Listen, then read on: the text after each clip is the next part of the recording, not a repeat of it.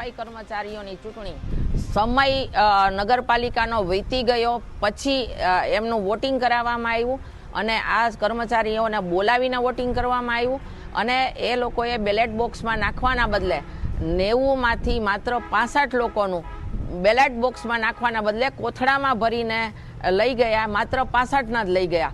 એટલે આ શંકાસ્પદ હતું અને બાકીનાનો પણ અમને ફોન આવ્યો કે બેન અમારા બાકીનાના ન લીધા ને આ કેમ લઈ ગયા.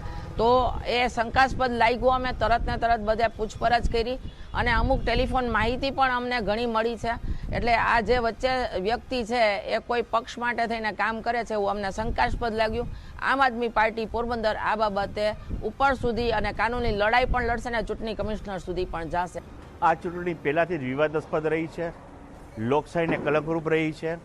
પહેલાંથી બિનહરીફ કરવા, ફોર્મ પાછા ખેંચાવવાની જે આખી દબાણ હતું તેનાથી એક સ્ટેજ હવે આગળ વધી અને આ લોકોએ નગરપાલિકામાં એક કર્મચારી અશ્વિન કરીને કોઈ છે કે જેમણે 4 નંબર વોર્ડ અને 6 નંબર વોર્ડના સફાઈ કર્મચારીઓને ઓફિસે બોલાવી એમની પાસેથી બળજબરીપૂર્વક મત નખાવ્યા ચોક્કસ પક્ષના પહેલામાં અને એ બેલેટ પેપર એમને કલેક્ટ કરી લીધા.